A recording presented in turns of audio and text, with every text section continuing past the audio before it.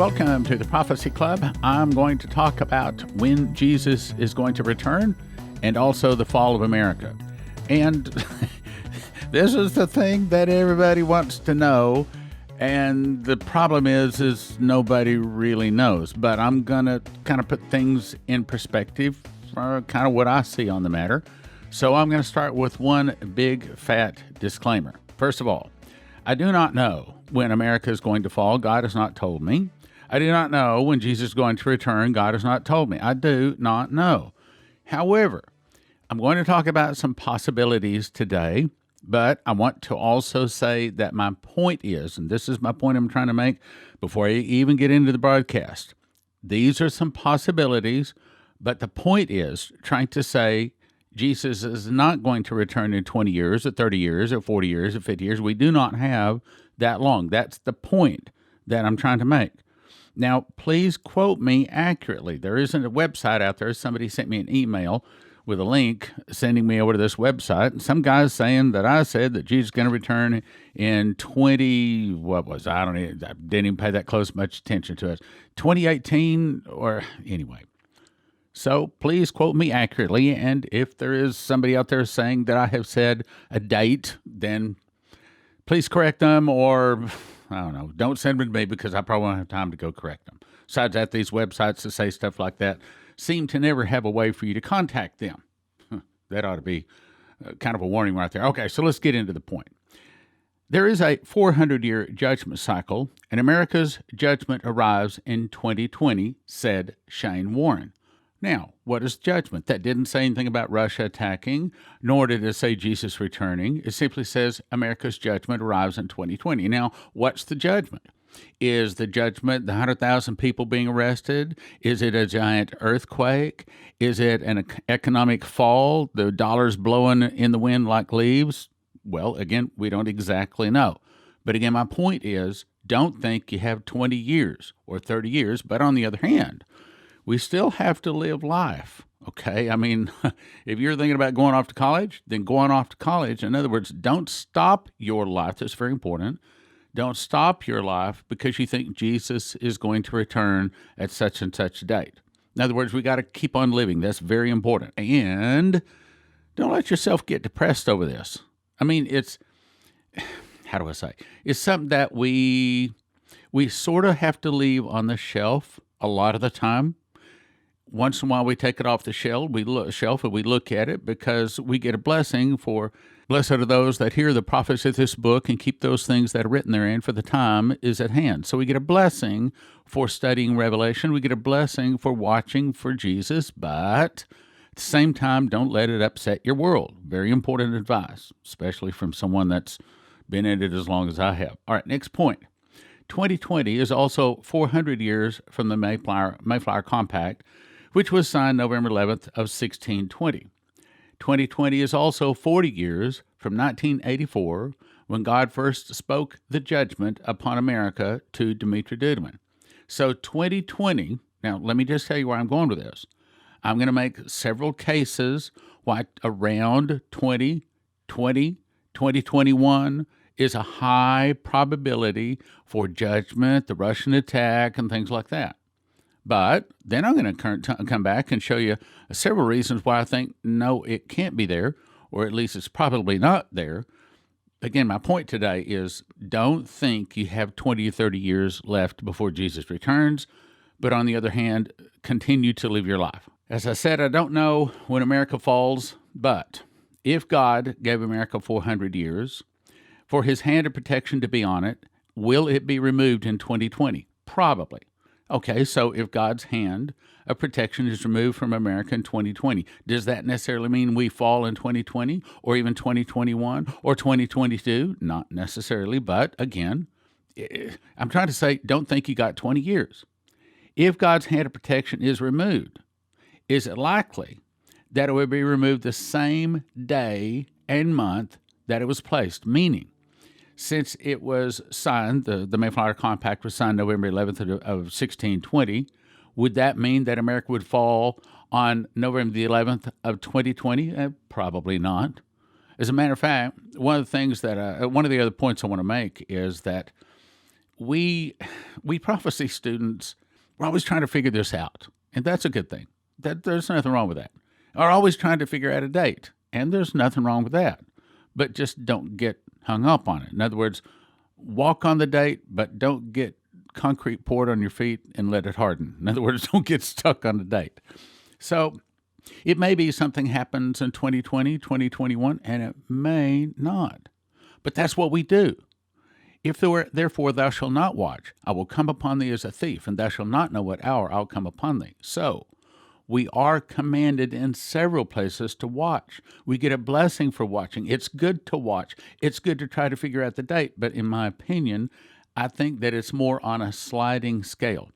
Do you remember the vision that Maurice Sklar had, where he said he saw, of course, the devil and the beast was there, and they were saying, look, it's been 2,000 years. We want our time. Give us our 7 years.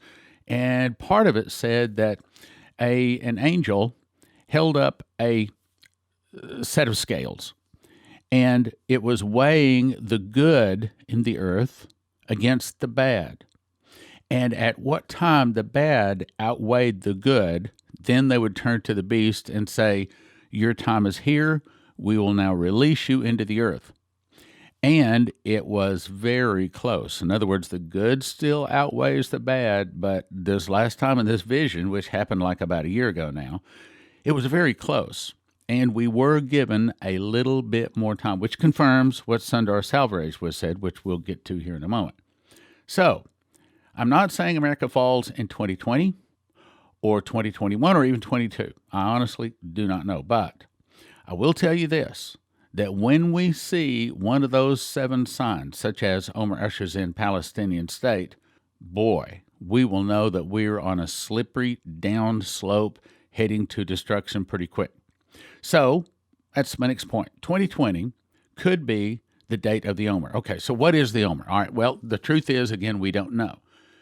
She had 7, my wife had January 22 of 2006. The Lord spoke to her audibly in the night and gave her 7 headlines leading to the fall of America. I've read them many times. I'll continue to read them many times more because I think that this is a major, major part of our ministry, a major part of the reason that at one time people would begin to turn to listen to our ministry. As I've said, June the 14th, of 2008, I had just spoken in Amarillo the night before, and that night, God spoke to me, and one of the things He said is, when those prophecies that I gave your wife begin to come to pass, people from all directions will begin to turn and listen to your ministry. So I continue to put these out because I want you to know them. And then when they start coming to pass, I want you to tell everybody you know, hey, you got to listen to this Prophecy Club guy. He's got something to say, okay? So the headlines are, now this is the order she heard them in. This is not necessarily the order that they will be fulfilled in. She heard them in. Israel refuses help to America. Catastrophe hits America. Omar ushers in Palestinian state. One of America's greatest times of need. Israel has attacked. America sends troops. Chaos reigns as Americans protest help to Israel. Then she heard my voice quoting Dimitri Duduman, the fall of America will start with an internal revolution. Now, this next year is 2020, and the Passover is April 8th, and that's when we're having our crusade. And we will all, after our 3 days of continuing fasting, we will break our fast that evening at 8 p.m. on Passover because we've looked it up. Sunset is 7:52. So we will have our Passover meal beginning at 8 p.m. But the interesting part of it is, and this doesn't necessarily say anything, but it might be. The interesting part of it is this year's feast dates just happen to fall on the same days as they were when Jesus actually fulfilled them, meaning when Jesus was actually crucified, he was crucified in the afternoon of Wednesday. And then at sundown that evening was the Passover meal. And that's the day it is this year. It's Wednesday, April the 8th. Then, of course, 3 days later, you go through 3 days of unleavened bread. And then first fruits is going to be on, let me think, Saturday evening. Saturday evening beginning at sunset is first fruits. Now, let me talk about that a second. First fruits is the day that prophetic time stopped. And it's also, and this is one of the things that, one of the revelations I got, which I put in my book, Secret Door to Understand Bible Prophecy, which, of course, is available at prophecyclub.com. If you haven't got it, be sure and get it. Anyway, prophetic time stopped, and this is totally different than what I had understood all my life, and all of the other prophecy books, all of the prophecy teachers I ever listened to, all had never seen it this way. But prophetic time stopped on first fruits. When Jesus arose from the dead, it stopped. Then it starts again on first fruits when Jesus returns, just as he left. Remember the angel standing next to the apostles and said, "You men of Galilee, why stand you gazing up into this heaven?" This same Jesus, in other words, the Lamb of God, he left as a lamb, having just had a meal with them, having fish, and he let Thomas feel his nail scars. And so he was in a lamb body wearing lamb clothes. And he returns once again in a lamb body, in lamb clothes, Revelation 14:1. And I looked, and lo, a lamb stood upon the Mount Sion, and with him 144,000, having their father's name written on their foreheads. That's the barley harvest. So prophetic time stopped on first fruits, and then it returns again when Jesus returns for the final first fruits. Now, hang on to that. We'll come back to that. Then the counting of the Omer is the 49 days between first fruits and Pentecost. Why is that important? Well, let's go back to one of the headlines leading to the fall of America. She heard the audible voice of God say, "Omer ushers in Palestinian state," meaning that is a headline of some newspaper out there. We don't know which one, but our guess is most likely it's like the Jerusalem Post, but that's just a guess. So Omer ushers in Palestinian state. Why is that important? So what happens? So we have our crusade. Wednesday night is Passover, and then Thursday, Friday, and Saturday is all the first fruits. The unleavened bread. Then Saturday evening at sundown is the first fruits. Well, the day after first fruits starts the counting of the Omer. So it could very well be that during those 49 days, this next year, in the year 2020, that we could actually see Israel give the Palestinians a state.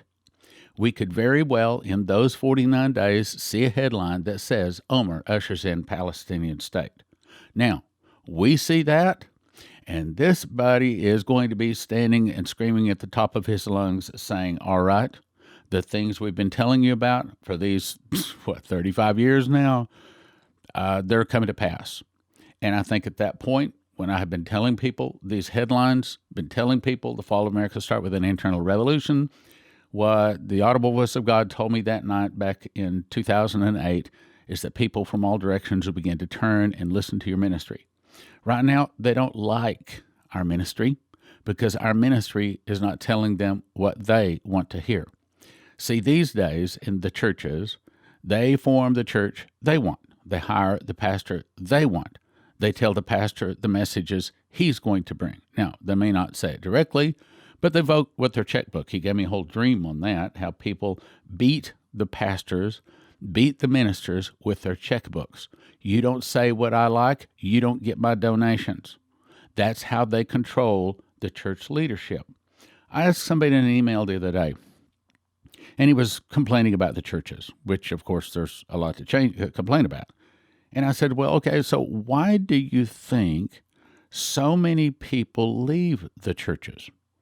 And he gave an answer, and I emailed back, and I said, well, the primary reason is because the churches don't do what they want them to do. They don't really teach the Bible because the congregation members don't want to hear the Bible. And so what do? They cook up these other versions, these more watered down, more smoothed out versions that don't have some of the offensive language in it. And then they hire, that's your 501c3, they hire the pastor, they fire the pastor, they tell the pastor, the church leadership. In other words, the laity That's the reason we are the Laodicean church. We're the church where the people rule. Okay, the people rule, not the church leadership, not the man of God, not the woman of God, but the people rule. And they tell church leadership, here's what you're going to do. Here's what you're not going to do. So anyway, back to our point. It could very well be that during our crusade or shortly after the crusade, all of a sudden we see the headline, Omar ushers in Palestinian state, and that would be in 2020. If that happens, then it could very well be that the following year, 2021, now hang on, because I'm going to give you some other reasons why it probably won't be then also, okay? 2021 could be the Russian attack, and then 2022 could be the start of the tribulation. Now, what starts the tribulation? Yes, I'm aware of Daniel 9:24, and he shall confirm the covenant with many for 1 week. And that's very good to watch for. But I'll tell you something better to watch for. Revelation 6:1, and when the Lamb opened one of the seals, and heard, as it were, the noise of thunder. Ken Peter, in his dream that happened to him back in 1980, he said he heard a long, loud horn honk. As I recall, he said it sounded like a 1957 Chevrolet. And he said it was long and it was loud and every ear on the earth heard it. And he said, and then the graves burst open. It was like they had an explosive in the grave. He says, I literally saw dirt fly up in the air. And it just wasn't here or there. It was all around the globe. It wasn't in every cemetery. It wasn't every grave. It was a select few around the globe. He said, and after the grave exploded, then I saw people in white, glistening garments, bright as the sun. The garment was bright as the sun, walking around this exploded hole in the ground, and then all of a sudden, they disappeared. He said, I did not see any of the living go in any kind of a rapture. I simply saw a resurrection of the dead, and that happened when the long, loud horn honked. My opinion, and I've prayed many times, Lord, let me hear that horn. Let me hear that noise of thunder. Let me know when that first seal opens. I want to know. Why? Well, because I know that 2,520 days later, Jesus returns. Now, that will be the return of the trumpets, and there's lots of things happen before that, but we know how long the tribulation is. So if we can recognize that noise of the thunder, be it a horn or whatever it is, I believe we're going to know it. I believe every ear on the earth will hear it. And then when that happens is also when the beast ascendeth out of the bottomless pit and goeth into perdition. So let's go back to what we're talking about. So why we might have more time. In other words, I'm saying 2020, it could be. 2021, the Russian attack, could be. Start of the tribulation, 2022, as Terry Bennett said, could be. But I'm going to give you some reasons why. Sometimes I see it that way. Sometimes I say, man, it can't be. That cannot be. Here's some cannot be reasons. One is God has called me to find the oil in Israel. Every time I say that, I have to give a disclaimer, and that is I cannot guarantee that we're able to get the money or drill for or hit oil in Israel. And might also say we're not offering stock right now. So you can't buy any securities from us at all, whether you want to or not. Oil in Israel. I believe God has called me to find oil in Israel, and I've got a whole video out there. Pull up the app, the Prophecy Club app, and I think it's one of the bottom videos, and it's something about prophecies of oil in Israel. It's over an hour long, and it gives you most of the details. It's a whole story. So anyway, one of the things I want to do is get like about 6 rigs. Each rig, about $32 million each. Takes them 6 months to build the rigs. Some people say I'll just be able to buy them, won't have to wait for that, but I don't know that for sure. 6 months to build the rig, a month to move it, a month to erect it, and then about another 6 months to drill. But just because you got oil squirting out of the ground does not necessarily mean you're getting a dime for it, not necessarily mean that Israel is being benefited from it, because you've got to get it to the refineries. There's 3 refineries in Israel, and any one of those refineries, my estimate, again, I'm not in the oil business yet. I mean, I'm president and CEO of an oil company, but I mean, I don't know a lot about the oil business. That's part of it. God has chosen a prophecy student to go find the oil in Israel. Why? Because I think he knows that I will tell Israel that this is the fulfillment of the promise when Moses stood at the burning bush, and he says, "Get you up. I'm sending you into a land flowing with milk and honey. And I'm going to be able to explain to the Jews that the honey is yellow-colored crude oil, and the milk represents the natural gas." And again, I will skip all of that explanation. That's all in the video. Go watch the video, and then you'll understand. Anyway, so $32 million rigs. So by the time I get the money, before we could lay all the pipes, begin to actually get the oil to the refineries and begin to bless Israel, you're talking 16 months. So, Stan, do you have the money right now to go drill in Israel? No, I don't. I do not. But I have pledges from friends that say that they're going to give me the money. And I believe them. So, at the right time, that will all happen in God's timing. Now, after we had oiled, and one of the things I also want to do is go to Israel and say, okay, I'd like to work out a deal. I'd like for you to give me a plot of land. And I want to be able to bring back Christians and Jews from around the world. The last verse of Ezekiel 39, I think it's like 39:28, says, "And I will leave none of them there," meaning every Jew on the planet is going to return home, and most Christians will return back to Israel. When they return, that's one of the things I want to be able to do is get on global radio and TV and tell them about all of this and tell them about the vision to bring them back to Israel and build the land of unwalled villages. I talked about that the other day. In other words, it would be a large area to bring millions of Christians and Jews from around the world to Israel. Remember, Israel wins World War III. She gets back all of her land, which is going to be from the Nile all the way over to the Euphrates, and probably including 80 to maybe even 100% of Saudi Arabia. So Israel is going to be a very, very blessed nation.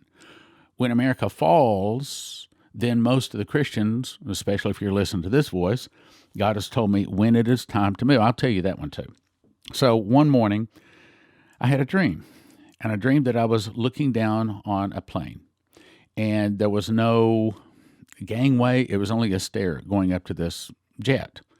And there was a long line of people getting on the jet, and I heard a voice, and it said, 2 people will get on a plane with a virus, and before the plane can land, everyone on board will be dead.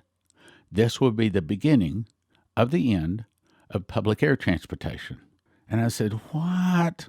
And I got rebuked. The voice said you weren't listening. My wife says that from time to time, too. I guess we men are just like that, okay? So anyway, so the voice said you weren't listening, and it repeated it. 2 men will get on a plane with a virus, and before the plane can land, everyone on board will be dead. This will be the beginning of the end of public air transportation. And I believe that what it's saying is, Stan, if you want to leave, that's your last opportunity to leave by air. So I can tell you what I'll do. Plane goes down, everyone on board dead before they can land. Within 48 hours, I am out of America, and I will probably go to Israel, put everything up for sale, send me a check. That's my attitude, and that's what I'll do. All right, now let's go on to the next thing here. I think I'm running out of time. Okay, let's go. The next thing. July 6, 2018. Prophet Sundar Salvaraj said, 4 angels visited him, saying miracles coming like we, the angels speaking, have never seen. He said, God has given America a respite. He said, I had to look it up, and I had to look it up too. A respite is a short unit of rest from something unpleasant. So America has again been given a delay, a respite. Then, of course, Maurice Sklar comes along. He also has a vision, very, very powerful vision. It took me an entire broadcast just to read the vision. And in that vision, it talks about how God has given the world a respite, a delay. So, what is that delay? Well, it could delay this whole thing, 2020, 2021, 22, all of that could be, all of the prophecies from all of the prophets could be delayed. In other words, I think that this is a major point I want to make. We prophecy students have to watch setting dates. We have to watch considering a date. I think that the return of Jesus and the start of the tribulation, while God the Father knows everything, he knows the end from the beginning, he knows the date. But we don't know the date. And I think the way it comes on it is more like the scale. When the scale of evil outweighs the scale of good, then he will release the beast. The tribulation will start. I don't know if the fall of America happened. I've prayed many times. I do not know if the fall of America is one of those first few seals. First few seals definitely talk about the white horse, and I beheld a white horse, and he that sat upon him had a bow, and a crown was given to him, and he went forth conquering and to conquer. That's war. Same thing with the red horse. And there went out another horse that was red. And power was given to him that sat thereon to take peace from the earth, that they should kill one another. And to him was given a great sword. That's war. I do not know if one or both of those seals, or either any of them, have to do with the Russians attacking America. I've prayed many times. I can't get an answer. It's like, no, Stan, I'm not going to reveal that secret because, he changeth the times and seasons. He removeth kings and setteth up kings. He giveth wisdom to the wise and knowledge to them no understanding. He revealeth the deep and secret things. He knoweth what is in the darkness, and the light dwelleth with him. In other words, he's a good keeper. He's a good keeper of secrets. And I'd like to be able to tell you I have a direct phone to the throne to get my questions answered about prophecy, but there's a lot of questions I can't get answered. So anyway, the point is, it may very well be that we have delays. I do not see how I can get over and drill and present oil to Israel, build a land of unwalled villages, and do all of that in 10 years. Meaning if the tribulation were to start in 3 years, 7 years long, so that's 10 years to the end. I do not see how that can all happen. A lot of times I say this thing can't be ready to start. We've got to have 3 to 5, who knows, maybe even 7 years before the fall of America happens. I don't know. But I do. The point is, come back to the point here. The point of the broadcast is, do not think you have 20 years to the return of Jesus. You have to live your life like he's not coming, in terms of, you still got to go to college, you still got to pay your bills, you still got to have children, you still got to live life. But don't think you have 20 or 30 years. Don't think you just got plenty of time, because we have to act. It's a strange thing. We have to act as if we're running out of time, but we also have to plan as if we're not running out of time. Does that make sense? In 2017, I memorized the book of Revelation. God showed me a single word, first fruits, is a secret door found in Revelation and Leviticus. When linked together, the end-time events can be placed in chronological order. For the first time, we can know what feast Jesus returns on, the feast for the judgment seat of Christ on the great white throne, and the feast upon which the wheat is resurrected, and on the day the New Jerusalem comes down to earth. And even though I've been in Bible prophecy for 40 years, I freely admit to you that I knew nothing that is revealed in this book supernaturally. So you probably know nothing that is in this book. One prophetic word said, there is a lock that I have put over a word in the book of Revelation that I'm going to open unto you.